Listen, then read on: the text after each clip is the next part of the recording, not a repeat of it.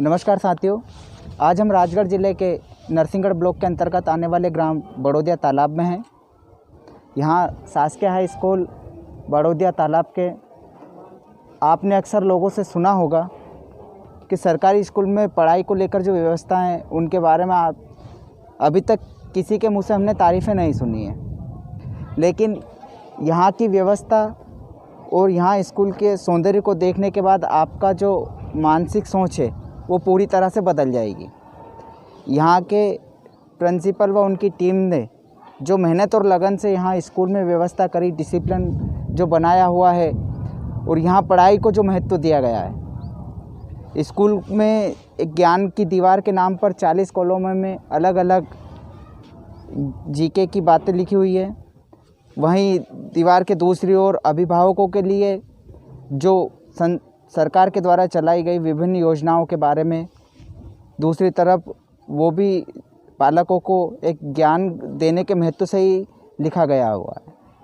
इसी तरह आप स्कूल के अंदर भी देखेंगे कि जो व्यवस्था है, जहाँ बच्चा अगर किताबों से नज़रें चुराकर इधर उधर भी देखता है तो वहाँ से भी उसे एक ज्ञान प्राप्ति के ही संदेश मिलेंगे। इसी को ध्यान में रखते हुए हम आपको स्कूल का पूरा नज़ारा दिखाते हैं और साथ ही यहाँ के प्रिंसिपल साहब राजेश भारती जी से भी हम आपकी चर्चा करवाएंगे।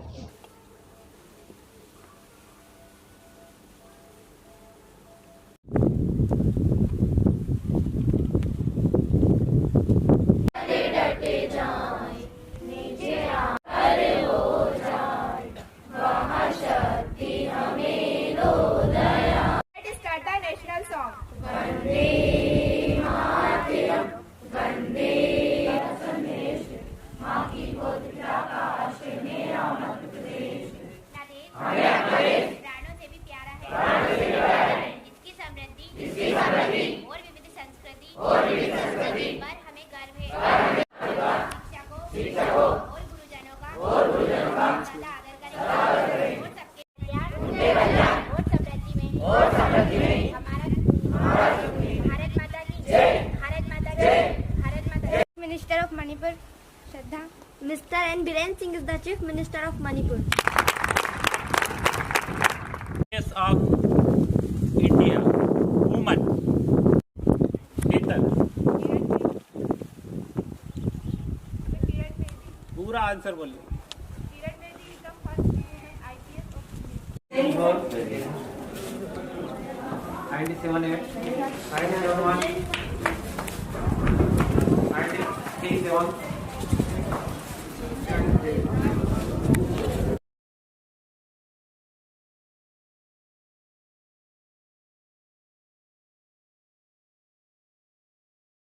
हमारे विद्यालय का जो एंट्रेंस है वो भी हमने अट्रैक्टिव बनाया है बहुत ही। हमने यहाँ पर मेंशन किया कि सार्थक शिक्षा होना चाहिए, मातृभूमि का मान भी होना चाहिए, माता पिता का उसमें सम्मान भी होना चाहिए, भाई बहनों की पहचान भी होना चाहिए, प्रकृति का ज्ञान भी होना चाहिए, करुणा प्रेम भंडार, छात्रों में संस्कार, भारत का निर्माण। हम यहाँ पर भारत के निर्माण को इसलिए जोर देते हैं कि बच्चों में राष्ट्रीयता होना चाहिए, राष्ट्रीय भावना होना चाहिए। इसीलिए हमारे गेट को हमने राष्ट्रीय रूप दिया है। मतलब यहाँ पर से ही उनके अंदर एक फीलिंग आ जाती है कि हम एक राष्ट्रीय स्तर के स्कूल में प्रवेश कर रहे हैं। फिर उनके अंदर ऑटोमेटिक मतलब आत्म अनुशासन आ जाता है। फिर वो स्कूल के अंदर कोई भी ऐसी एक्टिविटी नहीं करते जिससे कि विद्यालय की गर्मियाँ धूमिल हो। और सबसे पहले हमारे यहाँ स्कूल की शुरुआत ही ध्वजारोहण से ही होती है और बच्चे फिर ध्वजारोहण में भाग लेते हैं। राष्ट्रगान के बाद फिर उनको सैनिटाइज किया जाता है, फिर वो क्लास में जाते हैं। संस्थान होने के नाते हमने इस बात का पूरा ध्यान रखा है कि बच्चों के मानसिक विकास के साथ साथ शारीरिक विकास भी हो और उनको थोड़ा सा रिक्रिएशन हो, मनोरंजन भी हो उनका। तो खेल के माध्यम से आप देख सकते हैं पूरे विद्यालय में हमने बैडमिंटन कोर्ट मिलेगा आपको, वॉलीबॉल के लिए मैदान है और पीछे एक फील्ड है जिस पर कि क्रिकेट और फुटबॉल बच्चे बच्चियां दोनों ही खेलते हैं और ये रेस्ट के पीरियड में वो बहुत एंजॉय करते हैं, बहुत अच्छा उनको लगता है। तो यहाँ पर फिजिकल डेवलपमेंट, भौतिक विकास का भी हमने ध्यान रखा है कि बच्चे रिक्रिएट हों और ज़्यादा से ज़्यादा उनके दिमाग में जो सोच है वो परिवर्तित हो कि हमको मानसिक विकास के साथ साथ शारीरिक विकास भी होना चाहिए। इसलिए पूरी व्यवस्थाएं यहाँ पर हमने चाक चौबंद की हुई है। हर दीवार को हमने इस तरह से संजोया है कि बच्चों की नज़र पड़े, उनको सीखने को मिले। अब आप देख सकते हैं कि रोड सिग्नल्स, जनरली क्या होता है कि रोड सिग्नल्स के बारे में जानकारी नहीं रहती है, और उनको जानने के लिए हमने अब यहाँ पर रोड सिग्नल्स भी बनाए हैं ताकि बच्चे उसको देख के समझ सके। Keep left, road work, right hand curves, no entry, ऐसे सिंबल्स, ताकि बच्चे सीख सके। और हर कॉर्नर में स्वच्छ भारत की मिसाल देते हुए, स्वच्छ भारत अभियान को सार्थक करते हुए डस्टबिन बच्चों के द्वारा बनाए हुए रखे हुए हैं। बच्चों ने खुद बनाए हैं, अपने घर से लेकर आए, जो बड़े बड़े कर्टेन्स होते हैं, जो वेस्टेज होते हैं, उनको लेकर आए, व्हाइट कागज चिपकाया और उसके बाद फिर उन्होंने डस्टबिन बनाए। कोई भी कचरा यहाँ पर देखने को नहीं मिलेगा। बच्चा चलते चलते यहाँ पर सफाई करता है और वो डस्टबिन में कचरा डाल देता है। कोशिश की यहाँ पर के विद्युत को बचाना चाहिए ताकि ये आगे काम आए, और फिट इंडिया के माध्यम से हर बच्चे को फिट रहना चाहिए। जब शारीरिक रूप से वो फिट रहेगा तो मानसिक रूप से भी फिट रहेगा। रिसाइकलिंग एवरीथिंग, हर चीज को रिसाइकल करना चाहिए, जिसका जितना यूज हो सके उतना करना चाहिए। और ये गमलों के माध्यम से भी हमने संदेश दिया, हरियाली लाओ, खुशहाली लाओ। हर गमले पे हमने कोई ना कोई संदेश देने की कोशिश की, हरा भरा हो पर्यावरण हमारा। इस तरह से हमने बच्चों में एक जागरूकता पैदा करने के लिए पर्यावरण के प्रति, विद्युत बचत के प्रति, रिसाइकल के प्रति हमने कोशिश की है, और वो कोशिश कामयाब भी है। छोटी सी एक नर्सरी भी बनाई हुई है, बच्चे उसमें पौधारोपण भी करते हैं, और हम उस जन्मदिन पर एक पौधा उनको भेंट करते हैं और वो अपने घर में लगाएं, ताकि उनको ध्यान रहे कि हमको जन्मदिन के उपहार के रूप में ये पौधा दिया गया है। तो ये हमारे प्रयास हैं, छोटे छोटे प्रयास से हम बच्चों में एक सर्वांगीण विकास करना चाहते हैं। वो पर्यावरण के प्रति भी सजग रहें, अकादमिक स्तर पर भी, मानसिक रूप से भी, शारीरिक रूप से भी स्वस्थ रहें। बस यही हमारा उद्देश्य है एक शिक्षा के माध्यम से। यही सबसे साहित्यिक और सांस्कृतिक गतिविधियों के चलते हमको एक स्टेज, मंच की आवश्यकता थी, तो हमने यहाँ पर एक मंच बनाया है, बहुत अच्छा उसको आकर्षक रूप दिया है। सबसे पहले हमने चाहा कि मंच में भारत माता का आशीर्वाद मिलता रहे, तो हमने यहाँ भारत माता को बनाया है ताकि उनसे प्रेरणा लेकर बच्चे सांस्कृतिक साहित्यिक गतिविधियों में ज़्यादा से ज़्यादा भाग लें साहित्यिक गतिविधियों में। और आपको ये बताते मुझे बहुत हर्ष हो रहा है कि यहाँ के बच्चे सांस्कृतिक और साहित्यिक स्तर पर राज्य स्तर तक अपना प्रदर्शन करके आए हैं। बहुत ही अच्छा परफॉर्म उन्होंने किया है। तो एक सांस्कृतिक मंच भी हमने यहाँ पर इसीलिए बनवाया हुआ है ताकि उनको प्रेरणा मिलती रहे, तो वो प्रेरित होते रहें, उत्साहवर्धन उनका होता रहे। तो इस माध्यम से हम ज़्यादा से ज़्यादा बच्चों को साहित्यिक और सांस्कृतिक गतिविधियों से जोड़ पाते हैं, उसमें सफल भी हैं। हमारे विद्यालय का आप देख सकते हैं, एंट्री गेट के बाद सीधे सीधे माँ शारदे के दर्शन होते हैं, तो बच्चा एकदम से शारदे के प्रति अभिभूत होकर माँ से प्रार्थना करता है कि हम विद्यालय में प्रवेश कर रहे हैं तो हमको शिक्षा मिले। और माँ से प्रार्थना करने के पश्चात वो अपनी कक्षा में जाता है, कक्षा कक्ष में जाता है। ये ओपन लाइब्रेरी है, इसे लाइब्रेरी कॉर्नर दिया है नाम, क्योंकि यहाँ पर लाइब्रेरी के लिए कोई भी रूम नहीं है, कक्ष नहीं है। तो ऐसी स्थिति में हमने इस तरह की व्यवस्था की है कि बच्चा रेस्ट में चलते फिरते कोई भी बुक उठाकर पढ़ सकता है, उसका अध्ययन कर सकता है। हमने कोई लॉकर में बुक नहीं रखी हुई है, सारी बुक्स ओपन है, वो जब चाहे जब पढ़ सकता है। और यहाँ का डिसिप्लिन इतना अच्छा है, बच्चा पढ़ने के बाद वापस उसी स्थान पर बुक को रख देता है। सभी तरह की बुक्स यहाँ पर आती है, मासिक, पाक्षिक, वीकली और पेपर साथ में डेली, उनका वो अध्ययन करता है। दीवार पर हमने इंग्लिश मेड इजी, अंग्रेजी को सरल कैसे बनाया जाए, rules of articles, part of speech, mode of sentences, जो खास इंग्लिश के जो कंटेंट्स हैं उनको संकलित किया है और दीवार पे लगाया ताकि बच्चा पढ़ सके। और हमने यहाँ पर बर्ड, सेव बर्ड, जो हाउस बर्ड है उसकी कमी हो रही थी, उसको देखते हुए हमने बर्ड्स के लिए यहाँ पर घोंसले लगाए हैं और उनमें बर्ड्स आती है, रहती है, बहुत अच्छा सा माहौल, उसकी चहचहाट में एक वातावरण बहुत अच्छा बन जाता है जिसमें बच्चा अच्छा महसूस करता है। दीवारों पे हमने जो 3D पोस्टर्स लगाए हैं वो चलते फिरते देख सकता है कि ट्रायंगल क्या है, उसके कितने प्रकार हैं, इस तरह की बहुत सी चीज़ें आप आसपास देख सकते हैं। हर दीवार पर हमने ये कोशिश की है कि बच्चा उससे अट्रैक्ट हो, उसे देखे और सीखे। जैसे सूर्य ग्रहण, चंद्र ग्रहण क्या होता है, ज्वालामुखी, सोलर सिस्टम, ये पूरा हमने दीवारों पर मेंशन किया है ताकि वो चलते फिरते पढ़ सके, समझ सके, आसानी से समझ सके।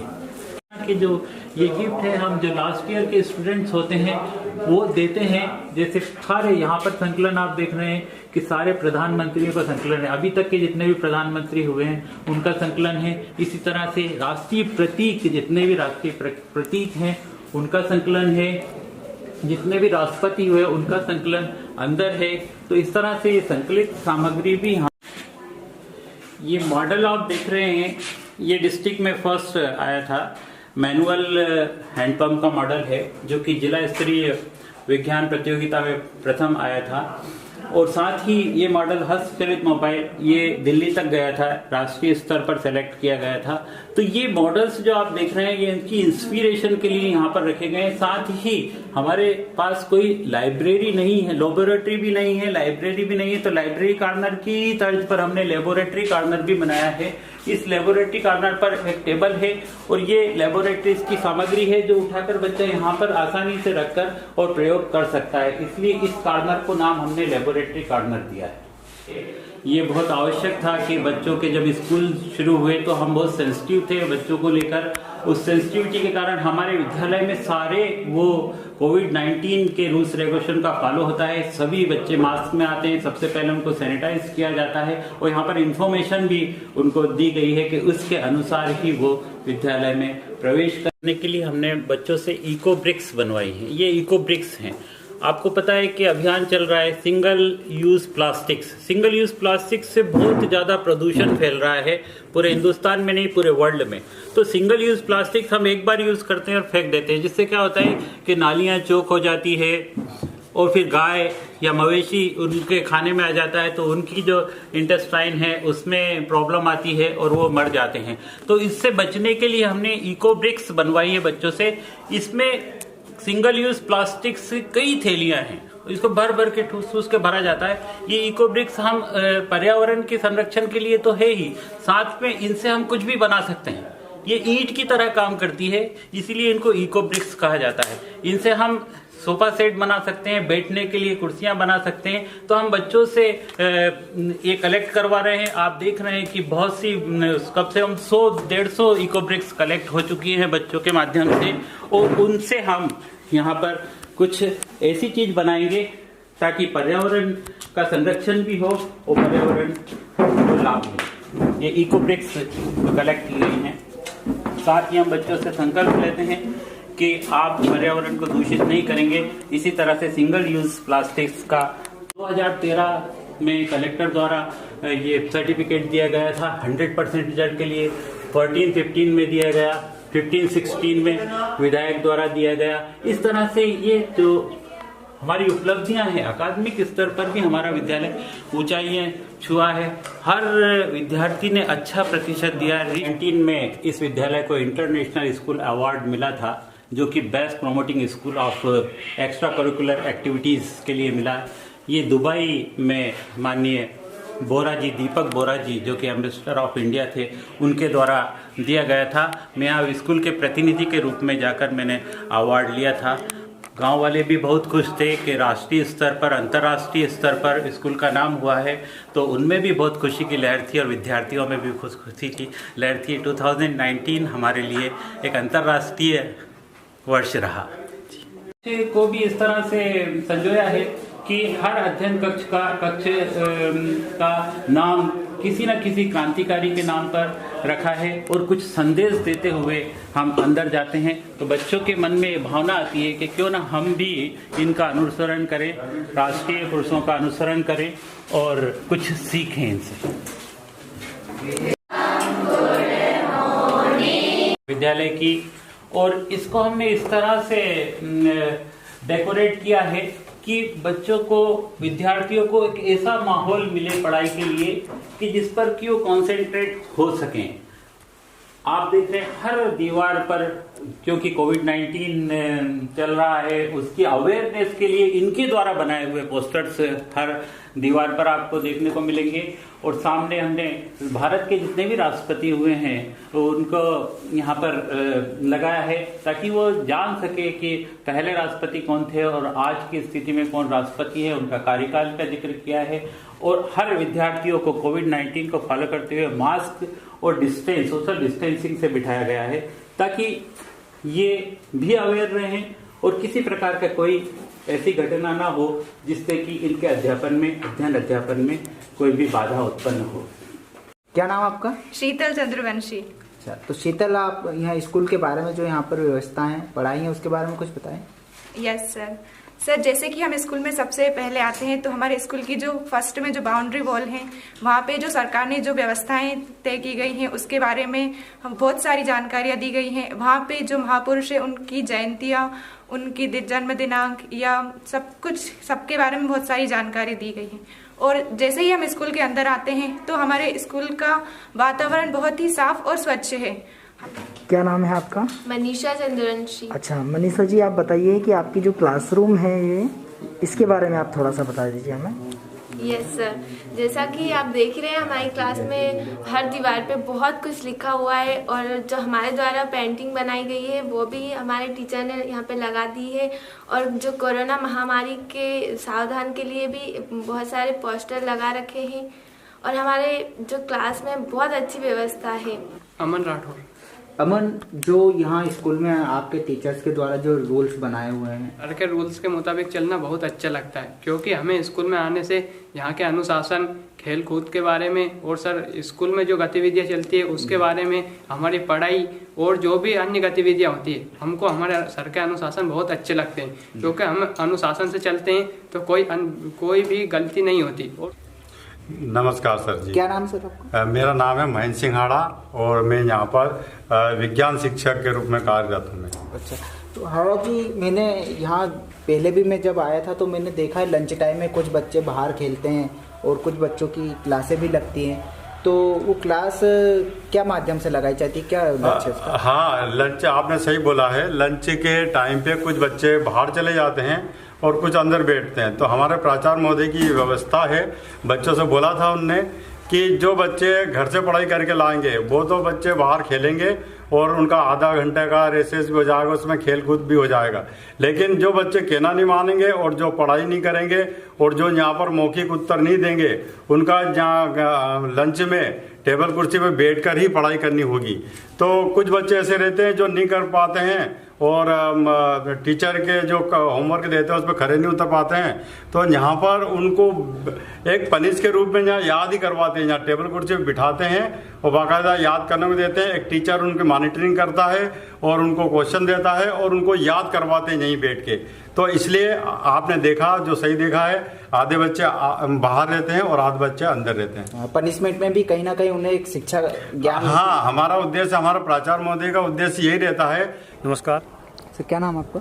मेरा नाम रमाकांत गुर्जर है। मैं यहाँ माध्यमिक शिक्षक सामाजिक विज्ञान के पद पर शासकीय हाई स्कूल बड़ौदा तालाब में पदस्थ हूँ और मैं अपनी सेवाएं विगत 11 वर्षों से इस विद्यालय में दे रहा हूँ। बार बार हमारा प्रयास रहा है कि हम शिक्षा के साथ साथ बच्चों को नवाचार से जोड़कर कहीं ना कहीं इस तरह के प्रयास करें कि बच्चों को सामान्य ज्ञान भी प्राप्त हो शिक्षा के साथ साथ, और जो बच्चों को उत्तरोत्तर काम आएंगी, आज भी काम आएंगी और आगे चलकर जब वो विभिन्न प्रतियोगी परीक्षाओं के लिए अपने आप को तैयार करेंगे उस समय उनको कैसे सहयोग प्रदान करें, इस तरह के प्रश्नों का चयन हमारे विद्यालय परिवार के जो साथी हैं उनके द्वारा किया गया और उनको दीवार पर व्यवस्थित लिखवाकर, क्रमवार लिखवाकर, हर एक घटनाओं को क्रम से लिखवाकर बच्चों को जानकारियां मिल सके, बच्चे किस तरह से उनका उपयोग कर सके, इस तरह का प्रयास हमारे द्वारा किया गया।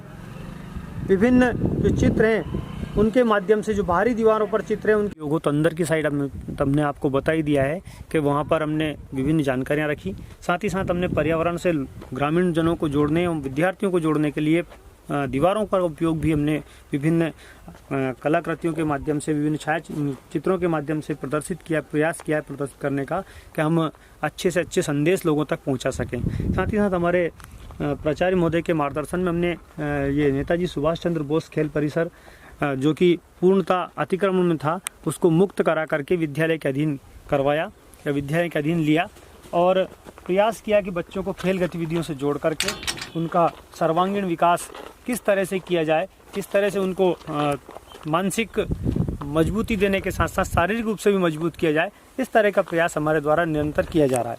अर्चना गुर्जर। अर्चना, कहाँ से आते हो आप? खजूरिया से आते हैं हम। अच्छा, तो आपको साइकिल मिली होगी? यस, साइकिल मिली हुई है हमें, लेकिन वो टूट गई रास्ते की वजह से। हमारा रास्ता इतना ख़राब है कि हमें आने में बहुत दिक्कत होती है। मेरा नाम प्रिया गुर्जर है, हम खजूरिया से आते हैं। हमारा स्कूल बहुत अच्छा है क्योंकि यहाँ पढ़ाई बहुत अच्छी होती है, पर हमारे आने जाने का रास्ता ठीक नहीं है। हमें साइकिल भी मिली हुई है पर साइकिल का इस्तेमाल नहीं होता क्योंकि वो सड़क खराब है, सड़क नहीं। एक बार मैं भी कहना चाहूँगा कि बच्चे बड़ी कठिनाई से यहाँ तक पहुँचते हैं।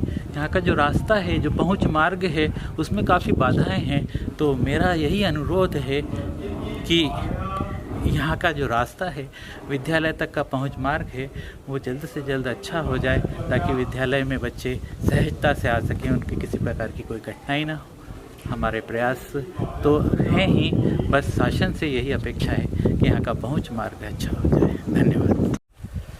तो आप लोगों ने देखा जो स्कूल में जो व्यवस्थाएं हैं, सर व उनकी टीम ने जो मेहनत की है बच्चों को शिक्षा की ओर अग्रसर करने के लिए। सभी बच्चों का यहाँ स्कूल में पढ़ाई के प्रति जागरूकता भी है और डिसिप्लिन के तहत वो पढ़ भी रहे हैं। लेकिन साथ ही हमने जो अभी बच्चों से जाना है, उन पे पढ़ाई का कोई प्रेशर नहीं है, पढ़ाई तो वो कर ही रहे हैं, माहौल जो व्यवस्था है उसके माध्यम से। सबसे ज़्यादा उन्हें परेशानी आती है रास्ते से। तो रास्ता भी इस तरह है कि कई बच्चों ने बताया हमें कि कई बार हम इन रास्तों पर गिर गए हैं, दुर्घटना से हमें चोटें भी पहुंची है और साइकिल होते हुए भी वो साइकिल का उपयोग नहीं कर पाते हैं। तो मैं ग्राम पंचायत बड़ौदिया से एवं प्रशासन से अपील करता हूं अपने चैनल के माध्यम से कि जितनी जल्दी हो इनको, जो सर ने व्यवस्था स्कूल को लेकर जो व्यवस्था बनाई है, जितनी बेहतर यहाँ पढ़ाई को लेकर व्यवस्था है, उतना ही बेहतर इन्हें रास्ता जितनी जल्दी हो सके उपलब्ध कराएं। धन्यवाद।